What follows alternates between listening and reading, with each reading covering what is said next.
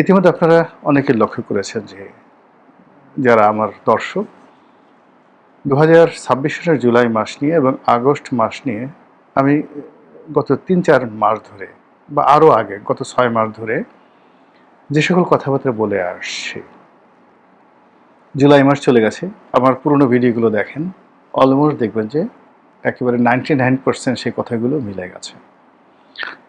August মাসে আজকের দিন পর্যন্ত যা কিছু ঘটেছে, যেটা আমি বলেছিলাম যে জুলাই মাসে যে ঘটনাগুলো কুকড হবে সেটা পারফরমেন্স দেখাবে, এটা মঞ্চস্থ হবে হলো আগস্ট মাসে।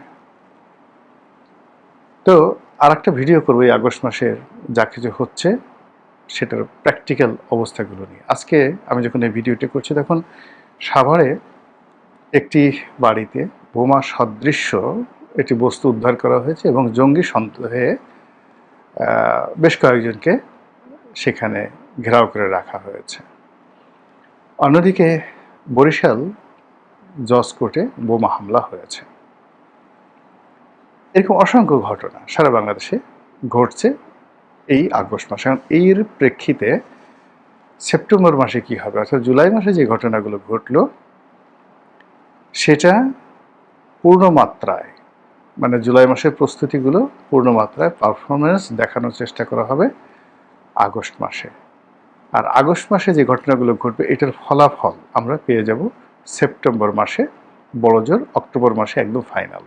নভেম্বর থেকে আর এই সমস্যাগুলো থাকবে না, তখন থেকে আবার নতুন ইতিহাস শুরু হবে।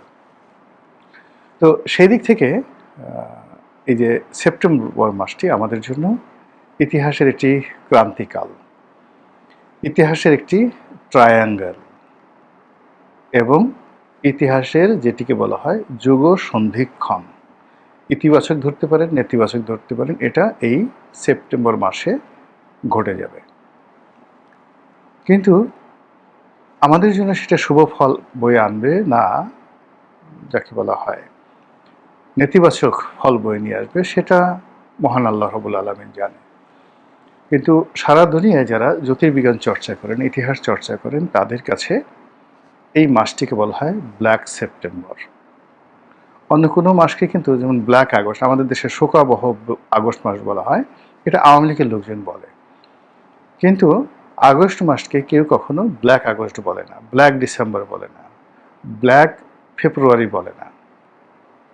কিন্তু গ্লোবালি শত শত নয়, হাজার বছর ধরে এই সেপ্টেম্বর মাসটিকে বলা হয় ব্ল্যাক সেপ্টেম্বর। এখন এই ব্ল্যাক সেপ্টেম্বর মাসে কি কি হয়েছে সাম্প্রতিক সময়, একেবারে কয়েকটি ঘটনা আপনাদেরকে বললেই বুঝতে পারবেন। পুরো আমেরিকার যে কোর্স অফ অ্যাকশন, ইতিহাস পরিবর্তন করে দিয়েছে এই ব্ল্যাক সেপ্টেম্বর। আমেরিকার সঙ্গে মুসলমানদের সম্পর্ক, আমেরিকার সঙ্গে মধ্যপ্রাচ্যের সম্পর্ক, আমেরিকার সঙ্গে সারা দুনিয়ার সম্পর্ক, এটা এই সেপ্টেম্বর মাসে নির্ধারিত হয়েছে, যেটিকে আমরা 9/11 বলি। যে কারণে আফগানিস্তানকে তছনছ করলো আমেরিকা, যে কারণে আজ পাকিস্তান একটা জঙ্গি এবং ব্যর্থ রাষ্ট্রে পরিণত হতে চলেছে, যে কারণে আমাদের দক্ষিণ পূর্ব এশিয়ার রাজনীতিতে আমেরিকা নাক গলাচ্ছে এই ব্ল্যাক সেপ্টেম্বরকে উদ্দেশ্য করে। এর আগে এই অঞ্চলকে নিয়ে তারা নাক গলাতো না।